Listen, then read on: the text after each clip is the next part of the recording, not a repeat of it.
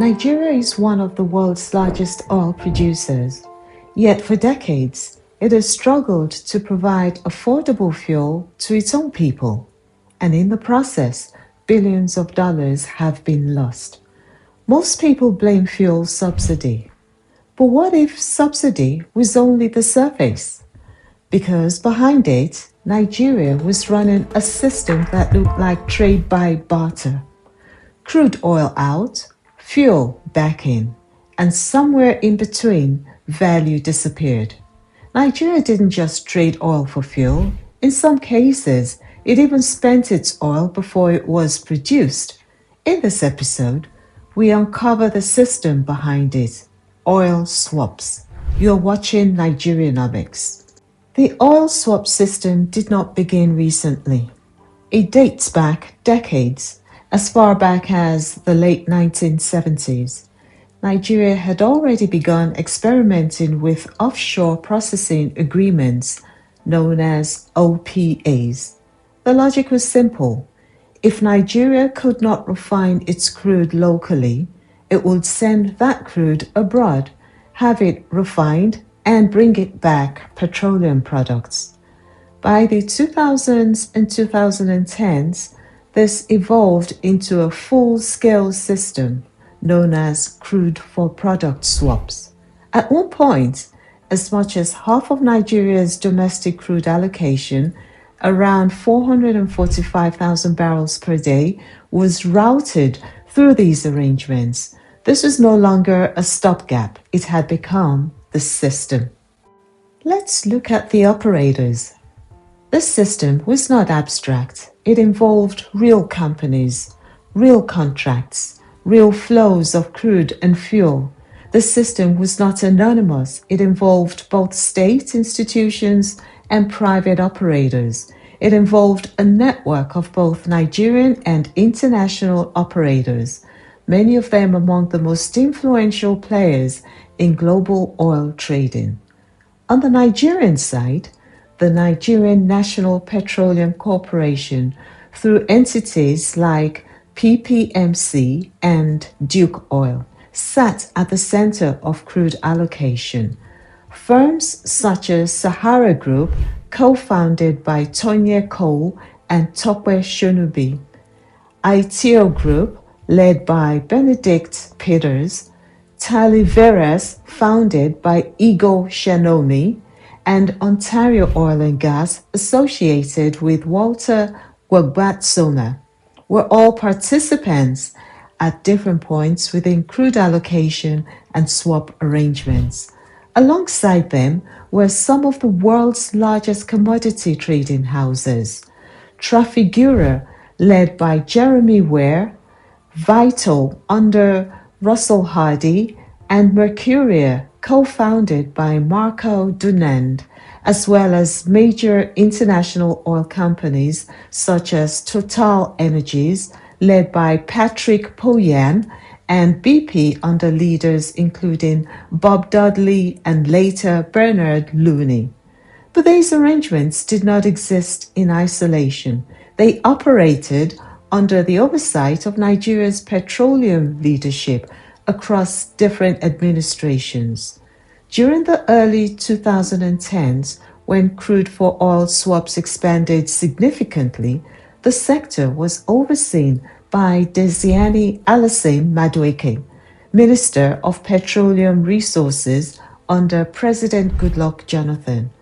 This period saw some of the highest subsidy spending and the most intense scrutiny of swap arrangements, particularly following the 2012 fuel subsidy investigations. In 2015, a shift occurred. President Muhammadu Buhari took on the role of Petroleum Minister himself, with Emmanuel Ibe Kachiko serving as Minister of State. Under this administration, the government introduced the Direct Sales Direct Purchase DSDP model in 2016, presented as a more structured and transparent evolution of the earlier swap system. From 2019 to 2023, Under Timipre Silva as Minister of State for Petroleum, the DSDP system continued, even as subsidy costs rose significantly and pressure on public finances increased. Then in 2023, under President Bola Ahmed Tinubu, subsidy was removed, and the government announced a move away from crude-for-product swap arrangements. But this timeline reveals is something important. This was not a short-term policy. It was a system that spanned multiple administrations, multiple ministers, and multiple reform attempts, which is why understanding it requires looking beyond any single decision and focusing on the structure itself. At its core, the system was simple. Crude oil leaves Nigeria. Traders sell or refine it abroad. Petroleum products are delivered back to Nigeria. This later evolved into the direct sales, direct purchase DSDP model, introduced around 2016 as a supposed improvement. Under DSDP, Nigeria sells crude directly, receives refined fuel of equivalent value, but in reality, it remained a form of structured exchange, not a clean, transparent cash transaction, and that distinction matters. This is where the system became controversial, because once crude and fuel are exchanged, instead of sold and bought separately, transparency becomes more difficult, and over time, multiple concerns emerged. Investigations and audits found discrepancies between crude value and fuel received, weak reconciliation processes. In some audit reports, the value of crude supplied did not fully reconcile with the value of products received, limited public visibility into contract terms. In fact, Nigeria's extractive transparency audits identified hundreds of millions of dollars in discrepancies in swap transactions. At one point, analysts estimated that Nigeria could be losing up to $8 billion annually through crude-for-product exchanges. And a presidential task force in 2012 described some NNPC-linked trading entities as financial black boxes. This is not a small statement. If we examine the double loss system, this is where the structure becomes critical. Nigeria was exposed in two directions. First, on crude valuation. Once crude is allocated under complex contracts, it becomes harder for the public to verify whether full value is consistently captured. Second, on fuel import pricing. Once refined fuel returns into the import-dependent system, cost structures are already elevated, and then subsidy is applied on top. So Nigeria was not just subsidizing petrol. Nigeria was operating a system where value could be diluted upstream, costs increased downstream, and subsidy covered the difference. That is not one loss. That is a layered system of losses. Who benefited? The system did not operate in isolation. It created opportunities where traders could make profits from lifting crude oil. Refining and shipping companies earned from processing and transporting it, and importers operated in a market where demand was guaranteed.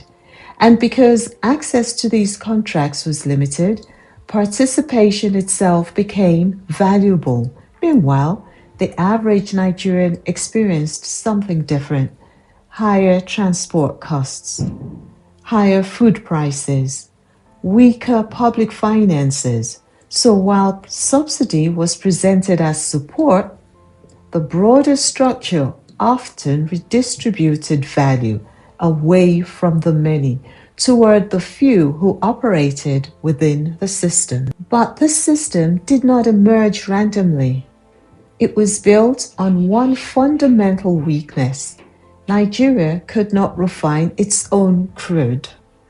Despite having 445,000 barrels per day in installed refinery capacity, utilization remained consistently low.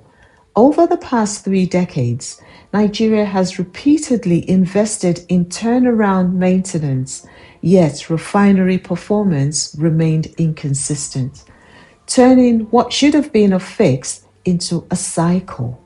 In some cases, refineries went from maintenance straight back into downtime, so imports became permanent. And once imports became permanent, systems like swaps and subsidies stopped being temporary solutions and become embedded structures. In May 2023, then came the turning point. Nigeria removed fuel subsidy. At the same time, NNPC announced it would begin winding down crude oil swap arrangements. The goal was clear: move to cash-based transactions and reduce reliance on opaque exchanges. But in practice, systems of this scale do not disappear overnight. As late as 2023, Nigeria still owed around $3 billion to trading firms, including Vital, BP, and Mercuria under existing swap-related arrangements, which means the system was not switched off overnight. It had to be unwound contract by contract, obligation by obligation. Today, the classic swap system is no longer in existence, but its logic has not completely disappeared. Instead, it has evolved into new arrangements. One of the most important is something known as forward sales. This is where crude oil is effectively sold in advance. Nigeria receives funding today, but commits to delivering that oil in future. Alongside this, crude oil is also used as collateral to secure loans and financing arrangements, and supplied directly to local refineries under structured contracts. These are not identical to oil swaps. Crude oil is no longer just being sold for cash. It is being used as a financial instrument, and that distinction matters because it means even without traditional swaps, the structure of exchanging oil for value has not fully disappeared.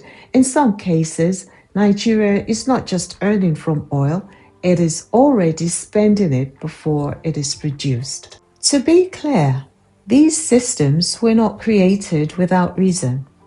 They addressed real constraints: limited refining capacity, fuel supply urgency, cash flow pressures. But over time, they created incentives that were difficult to control and even harder to monitor. Fuel subsidy was never just about cheap petrol. It was about a system where crude left, value became harder to track. Fuel returned, and the difference was absorbed by the nation. Nigeria did not just subsidize fuel. Nigeria built an ecosystem where subsidy became necessary. And until that ecosystem is fully restructured, removing subsidy does not end the problem. It only changes its form. And for millions of Nigerians, this system was not theory. It was lived experience. The real question is no longer, did Nigeria remove subsidy? The real question is, did Nigeria fix the system that made subsidy inevitable? Because in the end, policy is announced, but systems are what determine outcomes. I am Adeola Komalafe-Eluem, and this is Nigerianomics. Subscribe, like, and hit the notification button for clear, data-driven insights into Nigeria's economy. And I'll see you in the next episode. Thank you for watching.